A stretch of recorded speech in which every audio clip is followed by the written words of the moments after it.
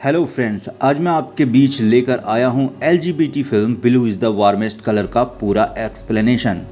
ये एक LGBTQ drama है। ये फिल्म 2013 में रिलीज हुई थी। फिल्म शुरू होती है और हम एडल नाम की लड़की को देखते हैं जो कि एक हाई स्कूल की स्टूडेंट है। वह स्कूल जाने के लिए बस स्टॉप जा रही थी, लेकिन आज वह थोड़ी लेट हो जाती है और उसकी बस छूट जाती है। बाद में एडल जैसे तैसे करके स्कूल पहुंच जाती है। जब एडल क्लास में जाती है तो वो देखती है कि उसके टीचर उन्हें लिटरेचर पढ़ा रहे हैं। क्लास के बाद एडल और उसके दोस्त कैंटीन में बैठकर बातें कर रहे थे, तभी वहाँ पर थॉमस नाम का एक लड़का आता है। दरअसल थॉमस भी एडल के स्कूल में ही पढ़ता है। एडल की फ्रेंड नोटिस करती है कि थॉमस बार बार एडल को ही देख रहा है। वो ये बात एडल को बताती है कि थॉमस तुम्हें देख रहा है, लेकिन एडल उसकी बातों पर ज़्यादा फोकस नहीं करती और थॉमस को इग्नोर कर देती है। अगले दिन जब एडल स्कूल बस में बैठी होती है तब थॉमस उसके पास आता है और उससे पूछता है कि क्या वो उसके साइड वाली सीट पर बैठ सकता है, और फिर एडल उसे अपने साथ बिठा लेती है। बाद में वह दोनों बातें करते हैं। फिर थॉमस एडल को अपनी हॉबी के बारे में बताता है। वो कहता है कि उसे गिटार बजाना अच्छा लगता है और बाद में वो एडल से डेट के लिए पूछता है। नेक्स्ट डे जब एडल उससे मिलने जाती है तब रास्ते में वह एक लड़की को देखती है जिसके ब्लू हेयर्स हैं। उसे देख एडल इम्प्रेस हो जाती है और उस लड़की को देखकर एडल के मन में कुछ फीलिंग्स जागने लगती हैं। बाद में एडल थॉमस के पास जाती है। वह उसे बताती है कि ट्रेन लेट थी, इसलिए उसे आने में थोड़ी देर हो गई। अब दोनों लंच करने जाते हैं और वहाँ पर वह एक दूसरे के बारे में काफ़ी कुछ शेयर करते हैं। शाम को वे दोनों एक मूवी देखने मॉल जाते हैं। इसी बीच थॉमस एडल के करीब आता है और उसे किस करने लगता है, लेकिन एडल किस या नज़दीकियों को लेकर एक्साइटेड नहीं दिखती। वो खोई खोई सी नज़र आती है। जब एडल घर जाती है तब रात में उसे कोई सपना आता है जिसमें वह एक लड़की के साथ इंटीमेट हो रही है, लेकिन बाद में उसका सपना टूट जाता है और आंखें खुल जाती हैं। अगले दिन जब एडल स्कूल जाती है तो उसके दोस्त उससे पूछते हैं कि कल क्या क्या हुआ, क्या तुमने और थॉमस ने नाइट भी एक साथ गुजारी।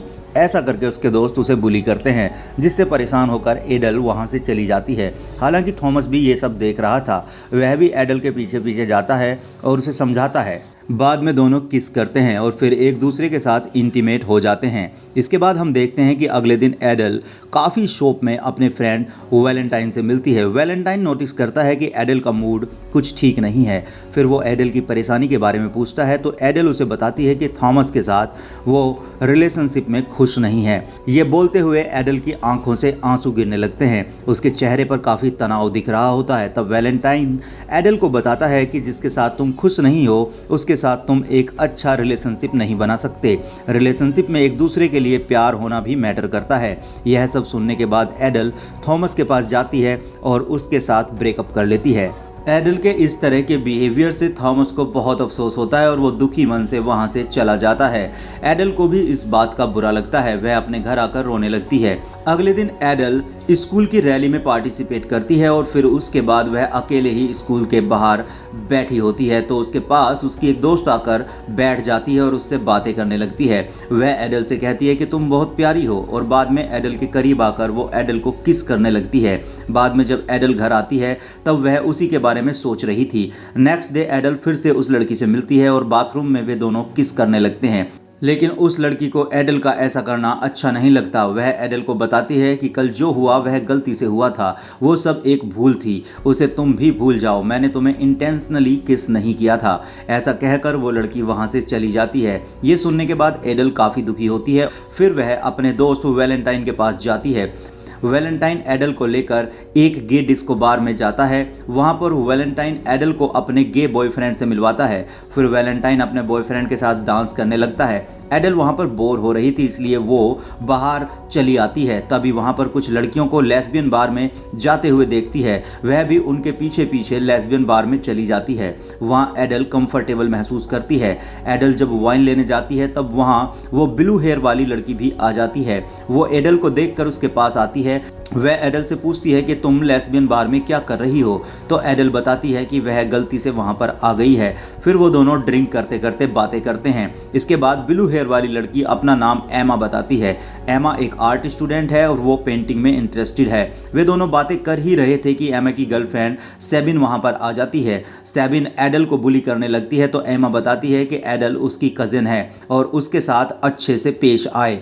और बाद में एमा एडल से उसके स्कूल का एड्रेस पूछती है और फिर वह अपनी गर्लफ्रेंड के साथ वहाँ से निकल जाती है। अगले दिन जब एडल अपने दोस्तों के साथ स्कूल के बाहर खड़ी होती है तो वहाँ पर एमा उसको देख लेती है और फिर उसके साथ वहाँ से घूमने चली जाती है। फिर दोनों गार्डन में जाकर बातें करते हैं। वहाँ पर एमा एडल की स्केच बनाने लगती है। एमा एडल को बताती है कि वह उसे पसंद करने लगी है और फिर वह एडल का कॉन्टैक्ट नंबर लेकर वहाँ से चली जाती है। घर जाने के बाद एमा एडल के नंबर पर कॉल करती है और काफ़ी देर तक दोनों में बातें होती हैं।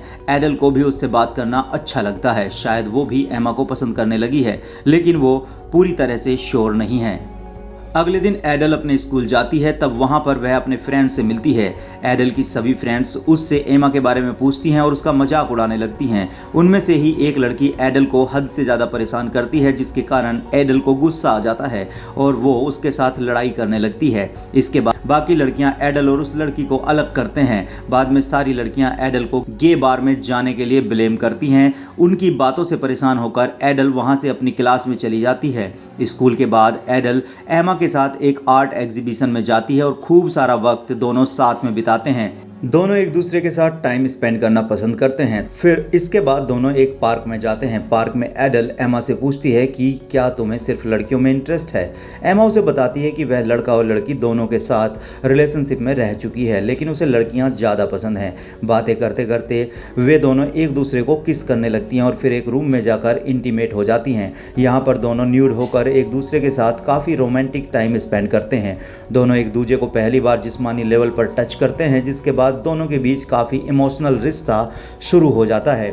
अगले दिन वो दोनों एक गे रैली में जाते हैं और फिर एक पार्क में जाकर एक दूसरे को किस करते हैं। उन्हें उसी शाम एडल एमा के घर जाती है क्योंकि एमा एडल को अपने पेरेंट्स से मिलवाना चाहती है। वहाँ एडल एमा के मॉम डैड से मिलती है, जो एडल से काफ़ी बातें करते हैं और एमा के पेरेंट्स एडल से मिलकर काफ़ी खुश होते हैं। इसके बाद सब लोग मिलकर डिनर करते हैं और फिर बेडरूम में जाकर एक बार फिर से एडल और एमा सेक्सुअल रिलेशन बनाते हैं और काफ़ी लंबे वक्त तक इंटीमेसी का आनंद लेते हैं। अगले दिन जब एडल अपने घर आती है तो उसे घर पर उसके पेरेंट्स नहीं मिलते, जिससे वो परेशान हो जाती है और फिर वह चारों तरफ आवाज़ लगाती है। अपने पेरेंट्स को ढूंढने के लिए वो गार्डन में जाती है और देखती है कि एडल के मॉम डैड ने उसके लिए एक सरप्राइज पार्टी अरेंज की है, क्योंकि एडल अब 18 साल की हो चुकी थी। उसी शाम एडल एमा को अपने घर डिनर पर इनवाइट करती है।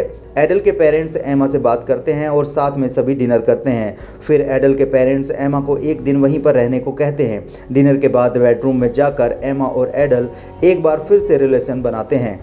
कुछ दिनों के बाद हम देखते हैं कि एमा और एडल अब साथ साथ रहने लगे हैं। एमा एक आर्टिस्ट है और वो चित्र बनाती है, जबकि एडल एक नर्सरी स्कूल में टीचर है। एडल की नर्सरी स्कूल का एक टीचर एडल से प्यार में पड़ जाता है और वो एडल के करीब आने की कोशिश करता है, लेकिन एडल उसे मना कर देती है। फिर एक दिन एमा अपने घर पर पेंटिंग का एग्जीबिशन रखती है, जिसमें एडल ही उसकी मॉडल होती है।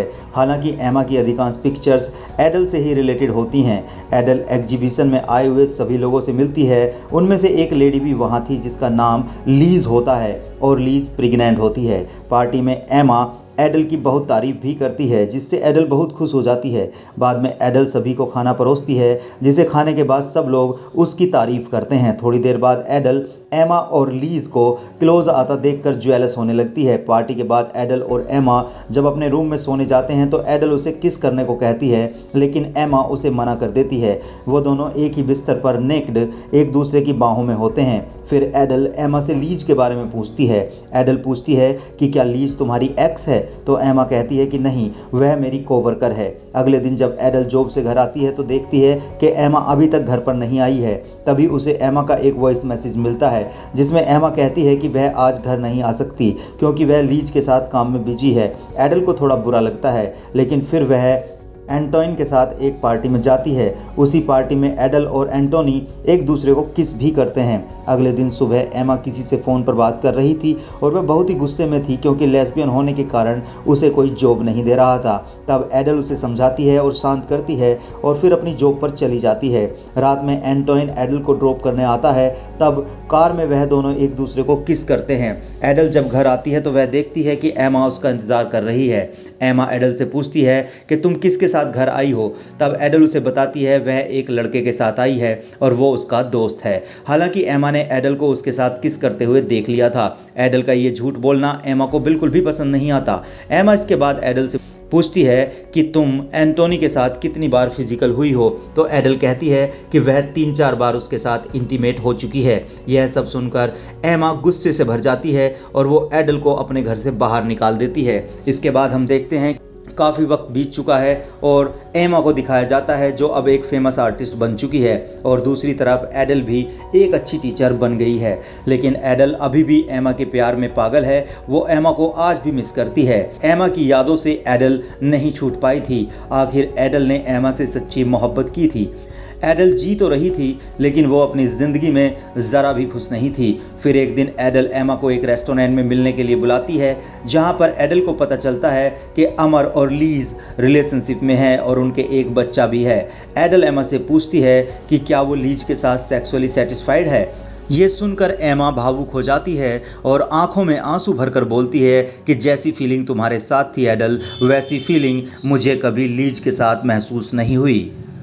ये सुनकर एडल एमा को किस करने लगती है, लेकिन एमा उसे रोक लेती है और उसे बताती है कि अब वह किसी और के साथ रिलेशनशिप में है और वह लीज को धोखा नहीं दे सकती। ये सीन काफ़ी भावुक हो जाता है। दोनों लड़कियों की आंखों से आंसू बहने लगते हैं। एमा कहती है कि तुमने जो मेरे साथ किया उसके लिए मैंने तुम्हें कब का माफ़ कर दिया है। ऐसा बोलकर एमा वहाँ से उठकर चली जाती है। एडल बहुत दुखी होती है और वह वहीं रेस्टोरेंट में ज़ोर ज़ोर से रोने लगती है।